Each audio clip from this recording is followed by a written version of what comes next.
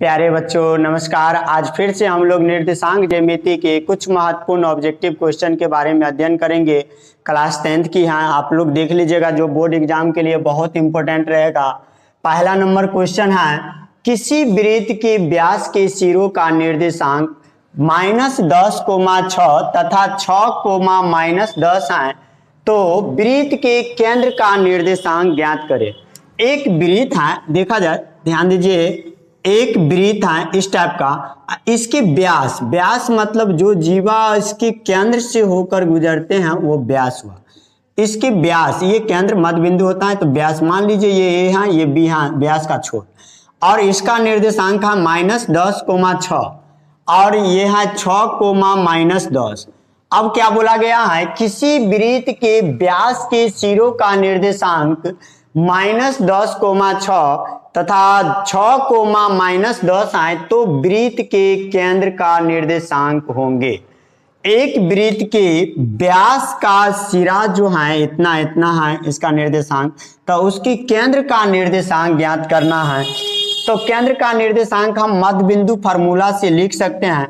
मान लीजिए ये केंद्र का निर्देशांक x, y है, तो मध्य बिंदु फार्मूला क्या होता है, x बराबर x1 + x2/2। तो x1 ये होता है, इधर वाला होता है x1, y1, और ये वाला होता है x2, y2। तो x बराबर x1 + x2/2, तो x1 -10, x2 4, तो -10 + 4 नहीं 6, x1 -10, x2 6, तो -10 + 6/2। देखिए प्लस वाला में से माइनस वाला घटता है, तो 6 में से 10 घटेगा तो माइनस में 4/2, 2 दूनी 4, मतलब -2 आया। एंड y बराबर होता है y1 + y2/2। अब y1 क्या है, तो y1 है आपका 6 और y2 है -10, तो 6 + -10/2, तो 6 ± -10/2, 2 में से 10 जाएगा तो -4/2, 2 दूनी 4, मतलब -2। यहाँ पे x का मान -2 और y का मान भी -2 आया, मतलब O का निर्देशांक हो जाएगा यहाँ पे। देयरफॉर O बिंदु का निर्देशांक जो केंद्र है -2,-2। देखिए जिस ऑप्शन में है उसको टिक कर लीजिए, सी नंबर ऑप्शन सही है।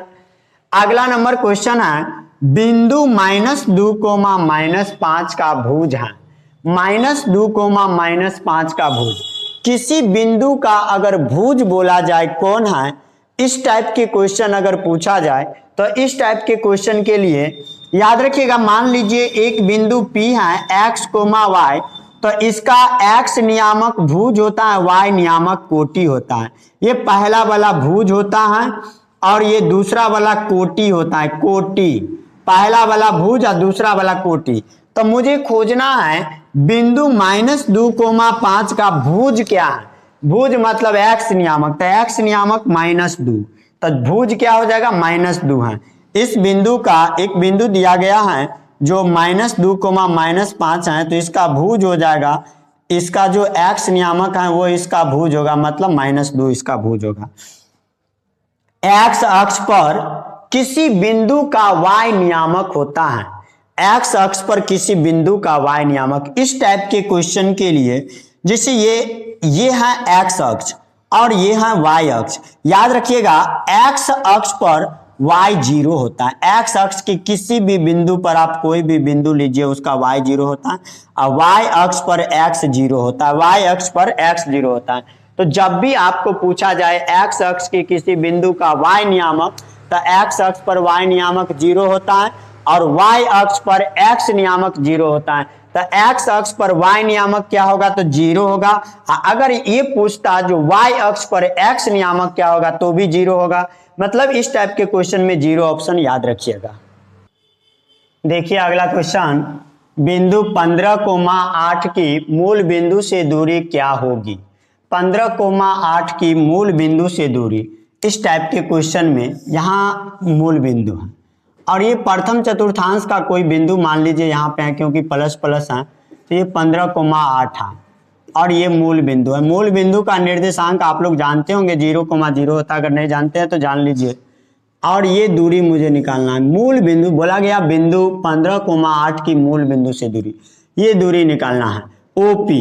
तो दूरी जब भी बोला जाता है तो हम लोग दूरी सूत्र जानते हैं, √x2 घट्टे x1 का होल स्क्वायर जोड़ y2 घट्टे y1 का होल स्क्वायर, y2 घट्टे y1 का होल स्क्वायर। तो x2 y2 आपका x2 y2 ये है, x2 y2 ये वाला, ये x2 ये y2, और x1 y1 ये है, x1 0 y1 0। तो √x2 घट्टे x1 का होल स्क्वायर 15, x2 मतलब 15 घट्टे x1 मतलब 0 का whole square plus y2 घट्टे y1 का होल स्क्वायर, y2 घट्टे y1 का होल स्क्वायर मतलब 8 में से 0 जाएगा। सही है, देखिए 15 में से 0 जाएगा तो 15 ये बचेगा, 15 का होल स्क्वायर, फिर 8 में से 0 जाएगा तो 8 का होल स्क्वायर। तो 15 का होल स्क्वायर 15 15 225, 8 का होल स्क्वायर मतलब 8 8 64। अब 225 में 64 को जोड़ते हैं तो 5 4 9, 6 2 8 और 2 289 होता है। 289 को हम लिख सकते हैं 17 गुना 17, 17 17 289 होता है। 2 को 17 में से 1 17 रूट से बाहर आएगा, देख लीजिए। मूल बिंदु से 15,8 की दूरी अगर निकालना है तो 17 आएगा। अगला क्वेश्चन है, एक्स अक्ष से बिंदु इतना की दूरी, एक्स अक्ष से, यहां देखिए ये है एक्स अक्ष, ये है वाई अक्ष, और एक्स अक्ष से बिंदु 3,5, मान लीजिए बिंदु 3,5 यहां पे है, 3,5। हम लोग एक थ्योरी जानते हैं, जो एक्स अक्ष से लंबवत दूरी को y नियामक और y अक्ष से लंबवत दूरी को x नियामक कहा जाता है। तो x अक्ष से इस बिंदु की दूरी, तो x अक्ष से अगर दूरी निकालना है तो ये दूरी, ये हुआ x अक्ष से लंबवत दूरी। तो x अक्ष से लंबवत दूरी y नियामक होगा, मतलब इसका दूरी 5 होगा। और ये तो y में जहां तक गया है वही नहीं, ये मान लीजिए 5 तक गया है तो 5 तक जाएंगे, और ये इधर x में जितना तक जाता है उतना बढ़ाते हैं। सबसे बड़ी बात हमें ध्यान में रखना है, x अक्ष से लंबवत दूरी जितना ऊपर जाते हैं वो y नियामक वाला होता है, और y अक्ष से लंबवत दूरी जितना आगे जाते हैं वो x नियामक वाला होता है। तो x अक्ष से लंबवत दूरी को y नियामक, तो इसका y नियामक 5 है तो इसका दूरी 5 हो जाएगा। x अक्ष से लंबवत दूरी को y नियामक कहा जाता है। मूल बिंदु से बिंदु x को -y की दूरी क्या है? एक मूल बिंदु से इस बिंदु की दूरी, देखिए फिर से हम फिगर बना रहे हैं, एक बिंदु नहीं तो ऐसा समझिए, मूल बिंदु यहाँ पे है जस्ट, इसका नियामक तो 0,0 हो जाएगा, और एक बिंदु P है जो x, -y है, और इसके बीच की दूरी निकालना है। तो बस दूरी सूत्र लगा देंगे, ये x1 y1 हो जाएगा और ये x2 y2 हो जाएगा।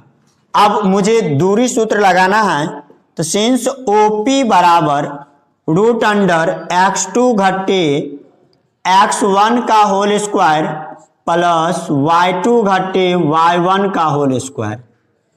अब x2 बोला जाए तो x2 मतलब x2 दूसरा वाला x है, x घट्टे x1 मतलब 0, तो x घट्टे 0 का होल स्क्वायर प्लस y2 मतलब -y घट्टे 0, तो -y घट्टे 0 का होल स्क्वायर।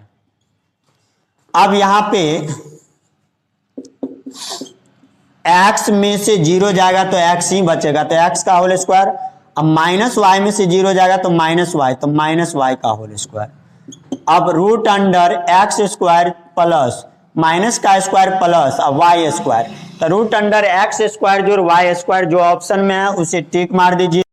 देखिए अगला क्वेश्चन, बिंदु -2,8 एवं -6,-4 को मिलाने वाली रेखाखंड का मध्य बिंदु किस चतुर्थांश में स्थित है?